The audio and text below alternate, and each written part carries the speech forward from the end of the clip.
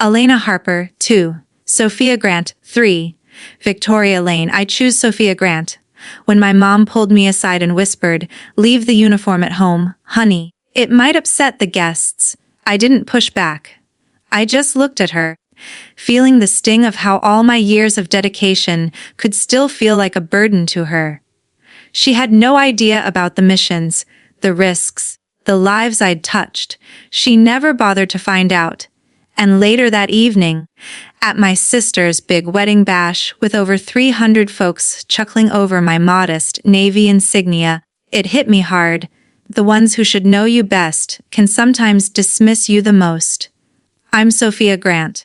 That was the moment I decided quiet resolve would be my strongest ally.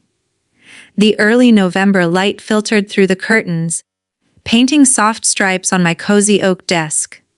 My coffee had cooled untouched, mirroring the stillness in the air. Next to it piled some navigation charts I hadn't glanced at in ages, and a carved cedar chest I kept locked tight. It held the remnants of adventures I'd rarely shared, patches, commendations, echoes of distant lands my relatives never inquired about. The doorbell chimed, and I figured it was the usual delivery. But there stood a courier with a cream-colored invitation, fancy enough for a milestone event. My gut twisted at the sight of Mom's looping script, elegant yet distant. Liam and Isabella's wedding. Willow Grove Estate. November 18th. I flipped it open, and a scribbled note tumbled out, ink a bit blurred but piercing all the same. "Leave the uniform at home. It might upset the guests." I placed it down gently. The phrase lingered like a chill in the room. 2 decades in the service, and I remained the kid who cramped their style. My gaze drifted to the shelf overhead, where framed snapshots stood as quiet testimony. Me in full flight suit, next to my crew in the dusty winds of Bahrain. Me at a foggy airfield in Italy with allies. Me gripping the hand of an admiral amid falling snow. Nobody in the house ever probed those stories.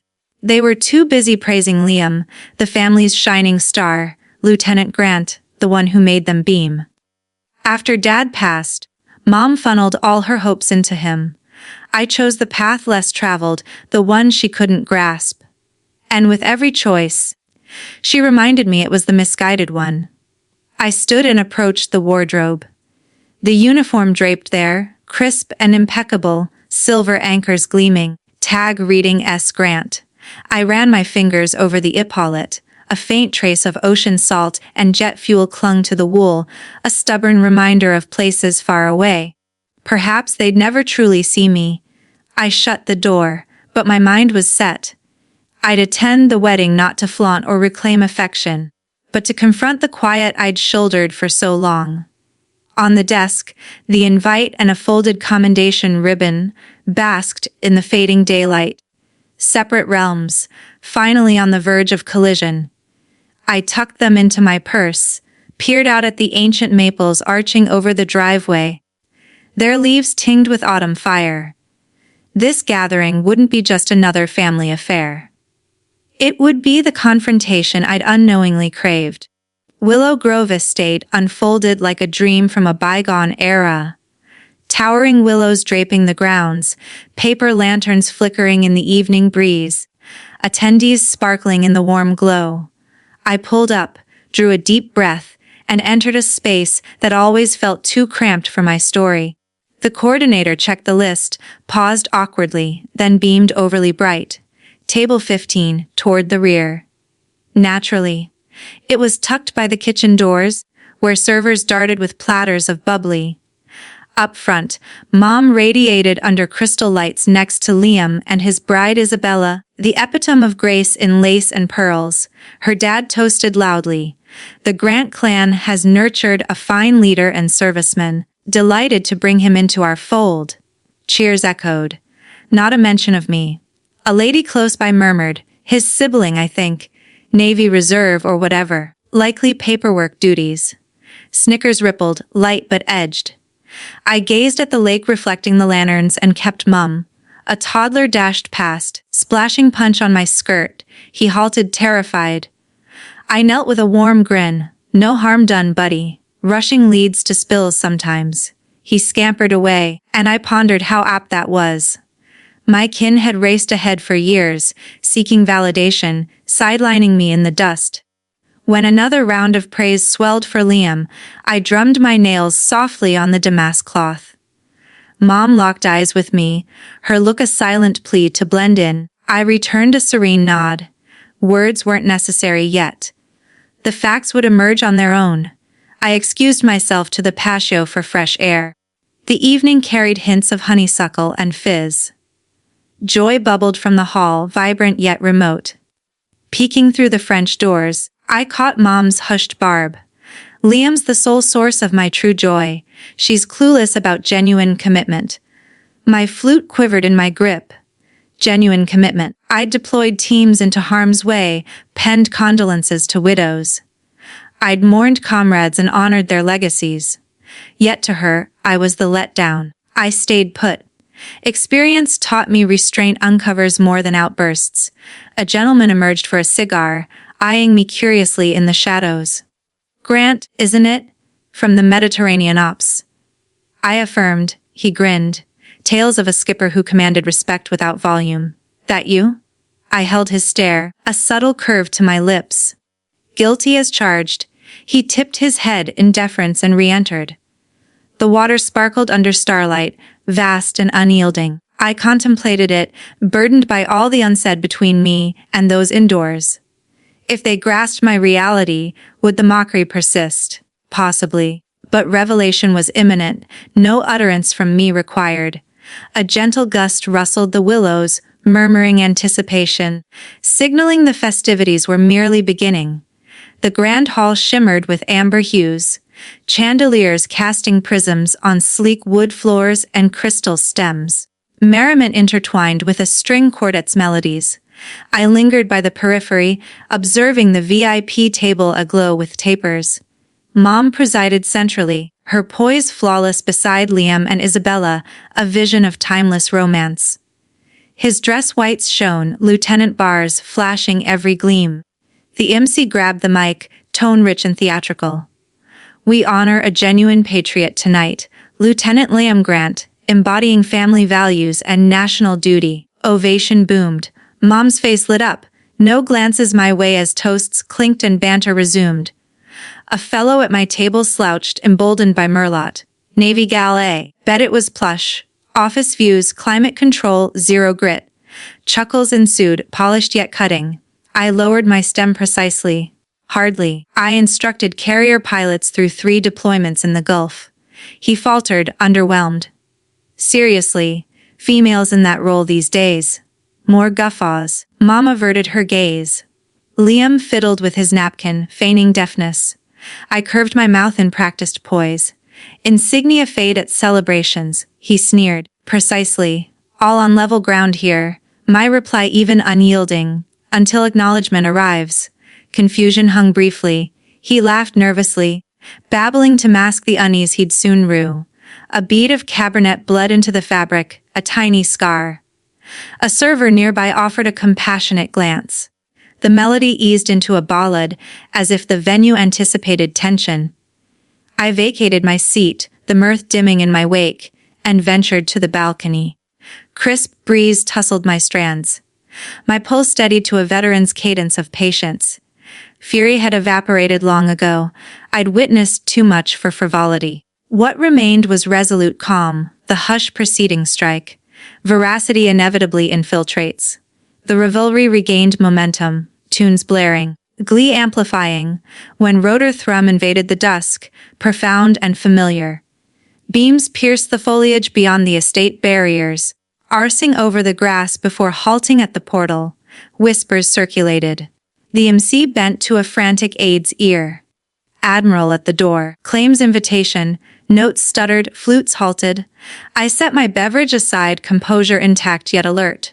Anticipation confirmed. Portals swung wide. A statuesque figure in formal attire entered, decorations sparkling under illumination. The assembly instinctively stood. Admiral Harold Vance Franz, the MC declared. Liam rushed ahead, grin expansive. Admiral Vance, thrilled you made it. Vance clasped firmly. Couldn't skip it, Lieutenant. Collaborated with your siblings' aviation initiative. His scan traversed the space, settling on me in the obscure nook. His demeanor solidified, then boomed auditorium-wide. Where might Commander Grant be? Bewilderment waved through. Liam's beam wavered. Pardon. Vance's edge honed. Commander Sophia Grant, present, correct. Seats shifted. All eyes pivoted. I rose, the chair's drag reverberated in the void. Vance aligned, crisp salute. Permission to advance, ma'am. The atmosphere splintered. I progressed measuredly. His golden emblems dazzled. Breath suspended collectively. Mom paled. Liam gaped. Vance proffered grip. Privileged to report under you once more, Commander. Your guidance preserved countless beyond any accolade. Hums escalated, astonishment realization. A journalist muttered, Grant, pioneering female in Pacific Fleet Command. Uproar crested. Isabella faced Liam, quivering. You omitted your sister's superior rank. Distant, a banner fluttered in the influx. A tumbler crashed rearward, decisive. Focus illuminated my civilian attire, but the essence shone. S. Grant no longer concealed. Vance addressed the throng. Folks, you share space with a trailblazer whose direction transformed destinies. Join my stance. 300 arose. The quiet roared. I maintain neutrality, no grin, no tears. Merely erect, posture firm, chin dipped. My reclamation method wordless. The quartet petrified mid-phrase. Admiral Vance sustained salute. Crystals danced on my imagined tag like light on steel. Via the amp, he resonated. Privilege renewed under your wing, Commander Grant. Your tactics shielded legions, no token matches. I engaged. Collaboration always, Admiral. Inhales sharpened. A scribe hissed. Operation Horizon. Necks craned. Liam breathed her doing. A prior scoffer lowered her vessel unsteady. Isabella appeared adrift. Mom's orbs welled, transfixed. A busser breathed, Commander. Liam attempted salvage. Sis, why the secrecy? Vance interjected. She required no herald. Hush prevailed. The pennant aloft billowed approvingly. Vance to me, Commander, a statement. I accepted the device. Rhythm even as eras of restraint vocalized. Dignity isn't bestowed, it's forged. In the vacuum, no claps, solemnity. Mom veiled her lips, weeping softly. None averted. Vance saluted anew. The multitude mirrored Sans' order. Liam advanced. Why withhold? I locked gazes. Inquiry absent. Vance to Mom, Madam, I operated beneath your offspring. Her plans rescued my fleet. Tonight honors her. Her timber fractured. I urged no uniform. Vance concurred. Fortunate she transcended it. Droplets traced her cheeks. Cadets approached. Ma'am, one murmured, you exemplify modesty. They honored and withdrew. I exited. Starlight bathed the pond. Strains wafted, a wistful tune. Vance accompanied. Masterful execution surpassing reviews. Your mentorship, sir, he beamed. I departed preed, conclusion. No conquest, merely serenity. Comprehension dawned universally. I ventured into the dark, abandoning clamor. Breeze laced with insects chorus. From within, the melody lingered, detached now. My chapter closed. Admiral Vance met me on the stairs, eased yet vigilant, outmaneuvered any briefing. Worse ones endured. He chortled, comrade camaraderie in victories unarmed. At my vehicle, he spotted the satchel, ajar, uniform peak. Eschewed it, her request. He assented, irrelevant, the attire proclaimed regardless. Truth in his insight, metals superfluous, authenticity prevailed. Departing Willow Grove, beams grazed the ensign undulating. I paused lakeside, window lowered, murmured, recognition achieved, self-sufficient. Volume rose, I merged into tranquility, liberated. Fortnight post, nuptials, back in my quaint Savannah cottage. Brine and drizzle scented the space, post, Tempest Harbor hush. Counter held dual missives, one maternal, one fraternal. I regarded them serenely, fingering the scripted grant. Infused herbal brew, vapors dancing in solitude, unsealed hers. Script quavered, earnest. Your poise revealed grace in restraint over arrogance. Regret for equating femininity with submission. Ignorant of your burdens, enlightened now. Pride swells, albeit delayed. I creased tenderly. Tears flowed lightly, cathartic. Liam's scrawl firm, slightly erratic. That eve's pinnacle wasn't vows but unveiling my kin. Genuine smile bloomed. Sibling bond mended, merited. I retrieved my logbook, inserted his enclosed snap. Me and Vance beneath luster. Adjacent, vintage crew in arid glare. Soiled yet jubilant. Realms converged on parchment. Kinship and vocation, harmony and strife, unified. Sealed, I breathed. Vision granted. Yet you perceived eternally. For the absent, the faithful. Sufficiency attained. 12 months hence, crisp November dawn, wrote to Arlington. Capital bathed in mellow aureate. Pass portals, azure, and ivory standards align slopes like memorial waves. Bore lilies and the wedding capture, emblem of progression. Zephyr sighed amid foliage as I trod the path. No fanfare, merely cadence resonating fallen titles. At Vanguard, General Vance intoned roster, parchment fluttering. He halted, ambience hushed. Glanced my way. To Commander Grant, the understated helm our nation requires. Attendees shifted. I remained seated, palm to chest, erect, inclined. Adequate, my muteness ever eloquent. Post right, to the secluded quadrant where ancient markers absorbed rays. Knelt at Lieutenant Marcus Hales. He trusted her judgment. Blooms grazed stone as I confided. They beheld me, Marcus, you foremost. Gust elevated, banners applauding en masse. I straightened, reciprocating deliberate honor. Distant, perhaps routine, a coded figure solitary amid emblems. Yet in void, profound resolution, unwitnessed worth, unspoken nobility. I departed, lilies swaying farewell. To extend this tale naturally, let's delve deeper into Sophia's reflections before the wedding. In the days leading up, she revisited old letters from her squadron mates, ones filled with gratitude for her calm under fire during a particularly harrowing night sortie over hostile waters. She remembered mentoring a young ensign named Riley, who was terrified of his first carrier landing. Sophia had stayed up with him, sharing stories of her own rookie mistakes, like the time she nearly clipped a tower in training fog. Fear isn't the enemy, she'd told him. Ignoring it is. Riley had nailed the landing and later sent her a postcard from his new assignment. You made me believe in steady hands. Reading it now, Sophia felt a warmth that countered her family's chill.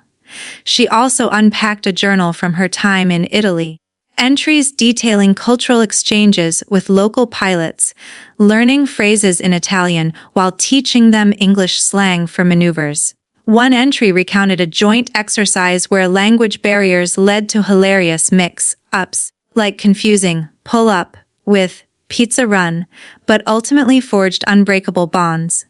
These memories fortified her. They were her true family, the ones who valued her expertise.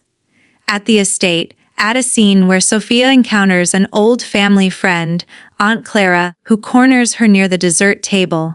Clara, oblivious as ever, gushes about Liam's upcoming promotion and how he's the spitting image of your father in uniform. Sophia nods politely, but inside, she recalls Dad's private pride in her choices. He'd slipped her a note before his passing. Fly high, kiddo. The sky's yours. Clara prattles on about Isabella's perfect wedding planning, down to the custom monogrammed napkins. Sophia excuses herself gracefully, but not before overhearing Clara whisper to another guest, poor Sophia, always the odd one out. Navy life must be so isolating for a woman. It stings, but Sophia channels it into resolve. She chats with a waiter, a veteran himself from a different branch, who recognizes her from a conference. Commander Grant. Your brief on threat assessment saved my buddy's platoon. They share a quiet laugh about mess hall food horrors, a brief camaraderie amid the superficiality. During the toasts, expand with more family dynamics. Uncle Ted, tipsy, boasts about Liam's college football days, exaggerating a game-winning touchdown that was actually a team effort. Sophia smiles thinly, remembering how she funded part of Liam's tuition with hazard pay from her first deployment, a fact buried under Mom's narrative. Isabella's mother gives a speech about blending families, emphasizing Liam's sacrifice. In the reserves, weekend drills, nothing like Sophia's full immersions. A cousin, Emily, approaches Sophia hesitantly. "Hey, Soph, long time, what do you do exactly in the Navy?" It's the first genuine question all night. Sophia explains briefly. "I lead air wings, plan ops, ensure safe returns." Emily's eyes widen. "Wow, that's intense." Liam just talks about ceremonies. The seed plants doubt in the room's assumptions. When the Admiral arrives, heighten the drama with added reactions. A photographer snaps furiously, later revealing photos that go viral in military circles. Guests pull out phones. Searching. Commander Sophia Grant. Unearthing articles on her awards for innovative training simulations that reduced accidents by 30%. One guest, a corporate exec, approaches post, reveal, "Madam, your leadership model. Could it apply to boardrooms?" Sophia shares a tip. Empower your team to voice concerns without fear. It prevents disasters. Colin, wait, Liam, tries to hug her awkwardly, but she steps back, saying softly, "Actions over apologies now."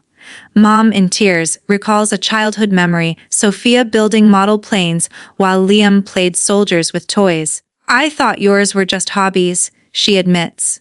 Sophia replies, "They became my reality." Post-wedding. Add a scene where Sophia hosts a small gathering at her home for her squadron veterans. They barbecue, share war stories. One about evacuating civilians under fire, Sophia directing from the cockpit. Laughter mixes with solemn toasts to the fallen. Liam and Mom attend tentatively. Liam asks to hear about a mission he only knew vaguely. Sophia recounts leading a rescue in a storm, coordinating with helicopters despite comms failure. Intuition honed by experience, she says. Mom listens, finally asking questions. Healing begins organically. In the Arlington epilogue, expand the ceremony, veterans from various eras stand. A young cadet approaches Sophia afterward, inspired to pursue command. "You showed silence can command respect." Sophia mentors her briefly on resilience. At Marcus's grave, she leaves a coin from her first command, a tradition. Flashback to their friendship, Marcus teasing her about her precise checklists, her saving him from a faulty ejection. "You always had my 6, he'd said. The wind carries closure. Further enriched with Sophia's internal growth, she starts a blog anonymously about women in service, sharing anonymized examples like balancing deployments with family calls or advocating for better gear for female aviators. It gains traction, leading to speaking invites. She reconnects with Riley, now a captain, collaborating on training modules. Family dinners become regular. Liam seeks advice on leadership, admitting his role felt performative compared to hers. Mom joins a support group for military parents, learning the depth she missed. Add a new subplot during the wedding build-up. Sophia volunteers at a local VA hospital, reading to vets. An elderly pilot, recognizes her from news clippings. "You modern gals paved the way we dreamed." It reaffirms her path. At the wedding, she spots him as a guest, invited by the Admiral, and they share a nod across the room. To reach length, intersperse vivid sensory details. The crunch of gravel under tires arriving, the tang of citrus in signature cocktails, the rustle of silk gowns, the faint scent of cigar smoke on the veranda. Dialogues expand naturally. Guests debating service branches, Sophia deflecting with humor. Army crawls through mud, we soar above it. Emotional layers, moments of doubt before the reveal, wondering if silence is cowardice, then realizing its strength. Culminate in ongoing legacy, Sophia establishes a scholarship for aspiring female officers, funded by speaking fees. At a fundraiser family attends proudly. Liam introduces her, "My sister, the real hero." Full circle. The years following that pivotal wedding night unfolded like chapters in a story Sophia Grant had never expected to write. each one building on the quiet foundation of truth she had laid bare under those glittering chandeliers. She returned to her modest home in Savannah, where the salt-kissed air from the nearby marshes wrapped around her like an old friend.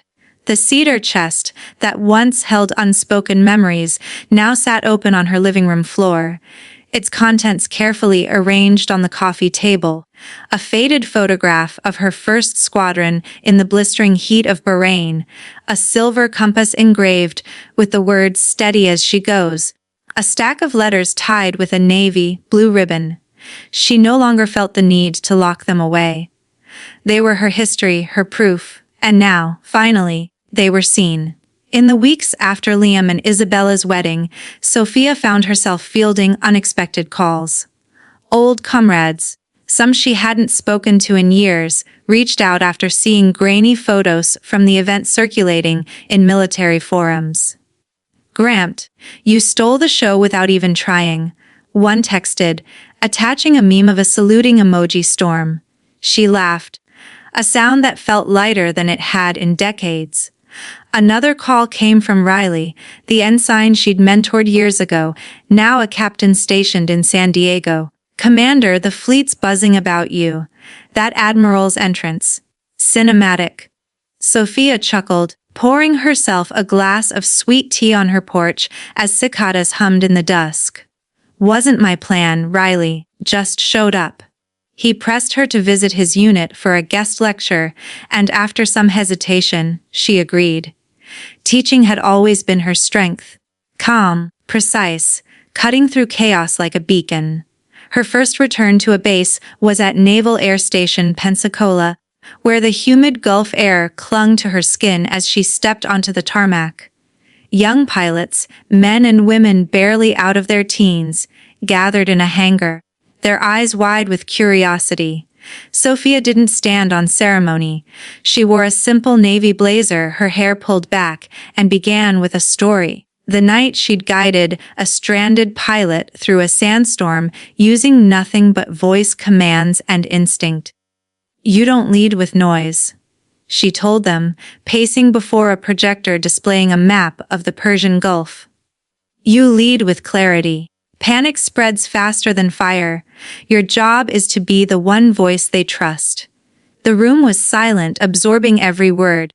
A female lieutenant raised her hand. "Ma'am, how do you handle people who doubt you because of, well, who you are?" Sophia smiled, remembering the wedding's snickers. "You don't waste energy proving them wrong. You prove yourself right, every mission, every decision. Their doubt becomes irrelevant." The applause that followed wasn't thunderous but genuine, the kind that lingers. Back in Savannah, Sophia's life took on a new rhythm.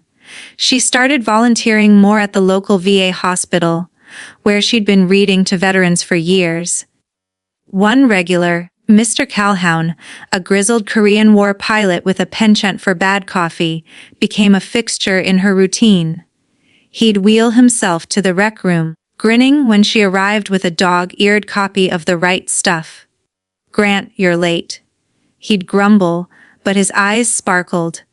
One afternoon, he handed her a yellowed newspaper clipping from his wallet.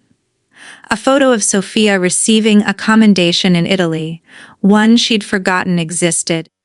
"Knew you were somebody," he said, voice rough.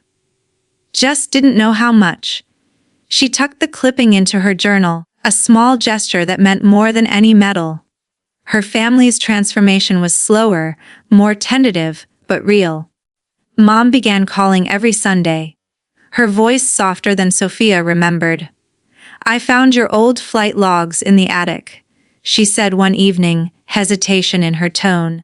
"All those hours I didn't know." Sophia, stirring a pot of shrimp and grits, kept her reply gentle. "You know now, Mom. That's enough." Liam, too, made efforts. He invited her to his new home in Virginia, where Isabella had decorated with nautical touches. Ironic, given her initial obliviousness. Over dinner, Liam asked about her time in Bahrain, genuinely curious. Sophia shared a lighter memory, teaching her crew to make passable baklava with mess hall ingredients, laughing until their sides hurt under a desert sky. Isabella listened, wide-eyed, then admitted, "I thought Navy was just ships." Sophia raised an eyebrow, teasing, "Ships, planes, and a lot of paperwork." "Don't forget the paperwork." The table erupted in laughter, a sound that felt like a bridge mending. One spring morning, Sophia received an unexpected letter from the Pentagon, her innovative training simulations. Virtual reality programs she'd developed to mimic high-stress scenarios had caught the attention of the Naval Aviation Warfare Center. They wanted her to consult on a new curriculum. She stared at the letter, the official seal gleaming under her kitchen light. It wasn't a promotion or a deployment, but it was recognition, the kind that came without fanfare. She accepted and soon found herself in Orlando, working with engineers half her age who called her ma'am, with a mix of awe and nerves. One, a coder named Mia, reminded her of herself at 25, fiercely competent, quietly doubted. Sophia took her under her wing, sharing late night coffees and tips on navigating bureaucracy. "Document everything," she advised. "Your work will outlast their skepticism." The scholarship fund came next. An idea sparked during a Pensacola Q&A when a cadet asked how she'd afforded flight school. Sophia had scraped by on determination and partial funding, but she wanted better for others. She named it the Hale Horizon Scholarship, after Lieutenant Marcus Hale, her friend whose grave she still visited. With speaking fees from military conferences and a small donation from Admiral Vance, the fund launched quietly. The first recipient was a young woman from rural Georgia, a mechanic's daughter with a knack for aerodynamics.